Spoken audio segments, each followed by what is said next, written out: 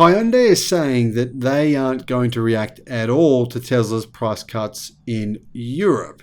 Now, there's a very good reason for why they made this comment. It's because they don't have any cars. They're not even a top 10 EV seller in the whole of Europe. In fact, Hyundai and Kia, what happened to them this year? This is all so weird. Hello, my friends. Welcome to the channel. I'm the Electric Viking. It's great to see you. Thank you for tuning in. My name is Sam Evans. Welcome to all the new subscribers, all about 10,000 of you over the last 30 days. Big thank you to our Patreon supporters. Really, really appreciative of your support. If you'd like to be a Patreon supporter, I'll put a link in the description below. So, Europe this year. Hyundai doesn't have a single model. Top 10 best-selling electric cars this year. I'm going to give you a good idea of this list. I'm just going to share them with you. Tesla Model Y, of course, is in first place.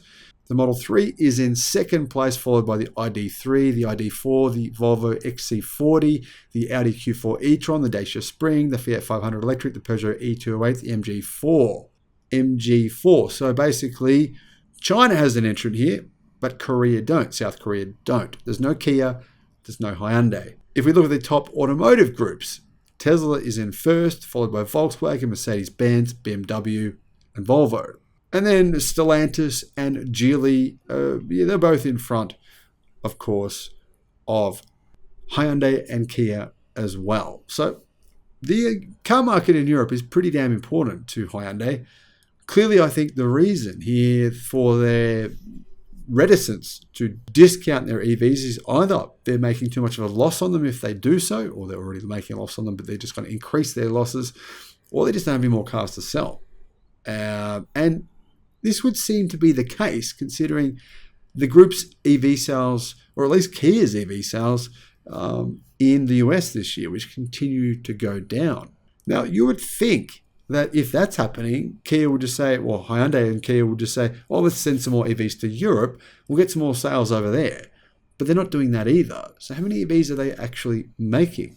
So Tesla reducing the price of its electric cars has had some impacts on other automotive companies. Some of them have said, yeah, all right, well, we're going to reduce our prices as well. Ford, one of them, they've reduced the price of the Mach-E. Not only that, but Ford, you got to admit, Ford did something pretty cool. They innovated. They're probably one of very few companies to do this. They said, yeah, we're getting hammered here. We're losing 20,000 per car. I don't know if they're losing 20,000 on the Mustang Mach-E, but on average on EVs. So what are we going to do? Okay, we'll use lithium iron phosphate batteries. We'll put those lithium iron phosphate batteries in the base model. We'll sell that at an affordable price. That's a good move by Ford. Now, obviously, Hyundai and Kia don't do that. They sell lithium ternary batteries. They're more expensive battery pack types in their cars. Whether or not they're better is debatable. I mean, higher energy density, yes, but longer lasting, probably not, especially considering all the recalls we've seen from LG Energy Solutions, who are the primary battery supplier, Samsung SDI as well. But anyhow, the point is here, I think Hyundai and Kia could do with some innovation so they can basically compete with Tesla, because they will have to, whether they want to now, today or not. You know, at some point in the future, they will have no choice. But here's what they actually said. Speaking during the Reuters Automotive Conference in Munich, Hyundai's European CEO, Michael Cole, said the carmaker was not making a change to its pricing strategy, adding that customers need reassurance that prices won't go up and down in a jab at Tesla's sometimes confusing price changes. He said, we're not taking what I'd call a knee-jerk reaction to what the competition does. We know that Tesla's pricing will alert some consumers to consider Tesla that it hadn't done before. So of course, you have to look at that, Hyundai Motor Company Chief Executive for Europe said. Now, taking a jab at a company for reducing prices, to me, is an interesting strategy. I think if you hate Tesla, then yeah, you're going to say, oh, he's right. Yeah, Tesla's pricing strategy is crazy. It's going to destroy the resale values of owners' EVs. And yeah, that's probably what you'd say.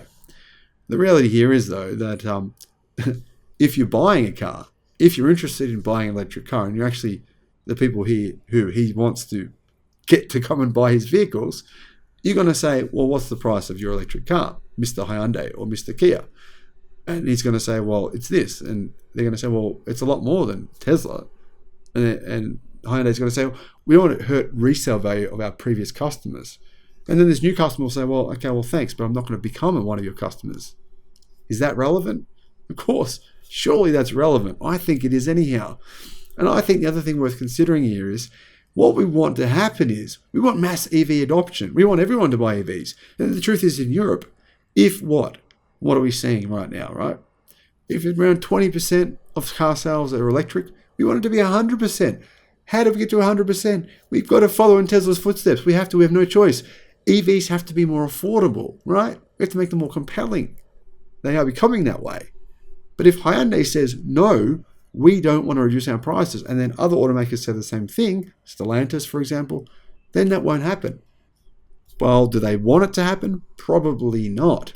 Why? Because they make a loss on those EVs now. So my point is here, if you're a massive Hyundai Kia fan or a big Toyota fan or a big whoever it is fan, keep this in mind. These guys don't really want Tesla to succeed because they themselves are not in a position to replace those EV sales. They can't actually really compete because they don't have the EVs. They're not making them. And if they were making them, they would have to sell them at a higher price than they do today just to break even. Now, imagine if you're Hyundai, right? And tomorrow, you woke up tomorrow and all of your cars were electric. That would sound great, right? But the problem is they have to increase their sales prices in order to break even. That'd be a big problem for them. So Hyundai and Kia, they want to try and every other legacy automaker, to be honest, they want to try and put this off as long as possible until their cost to make that EV comes down, so then they can actually compete with Tesla. That's what's really going on here. This has nothing to do with protecting the resale value of current owners. There's very few current owners already in existence in Europe of Hyundai EVs. There's not many of them. I mean, clearly we can see that from the sales figures in Europe today. It'd be like Ferrari saying this comment. Yeah, okay, maybe if you're one of these unique millionaires that bought a Ferrari, that would be actually relevant to you. Now, furthermore, the European chief said that Hyundai has to be confident in its pricing strategy, hinting that retail prices will remain the same for the time being. So Hyundai here are really just joining a chorus of legacy automakers of other companies saying these kinds of comments, really criticizing Tesla, saying, no, we're not going to do what Tesla's doing because they suck or because they're destroying value for customers or something else like that. It's true, this is not hyperbole from me here, this is just facts. I mean, NIO's CEO have made these similar comments, in fact, very negative comments. American automaker EV startup Rivian has also said they won't cave into cutting prices either. Ford CEO Jim Farley compared the price war started by Tesla to Henry Ford's price cuts on the Model T. He said it's a worrying trend. And then he, not long after that, reduced the price of the Mach-E because the Mach-E was more expensive than the Model Y by a significant margin.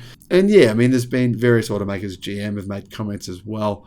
I think it's like a trend. Just criticize Tesla rather than actually saying, oh, yeah, their prices are very compelling. How are we going to get there? Well, we'll do our best to actually bring down the price of our electric cars so more people can afford them. For example, which one of Hyundai's EVs are actually affordable? None of them right now. The new Kona EV is great, but it's not affordable. So we're criticizing Tesla, saying their cars are not affordable enough. That's what the media is saying. It's been on CNBC. There's new interviews saying, hey, Elon Musk, you suck because Tesla's cars, they're not affordable. But are we saying the same thing to Hyundai? Are we? No, I don't think so. Are we saying it to Rivian? I don't think so. I mean, are we saying this to Mercedes or the Volkswagen Group? We're not. I don't know. It's weird. I don't really understand why we keep on targeting Tesla, why the US media targets Tesla, when we should be asking the same question for all EV manufacturers. Are you able to provide compelling, affordable EVs rather than criticizing companies when they bring the price down? Now, maybe I'm off target here. Maybe I'm just making things up. Maybe I'm exaggerating the situation. What I want to know is, what are your thoughts on this? Let me know in the comments. Thank you for watching. Bye-bye.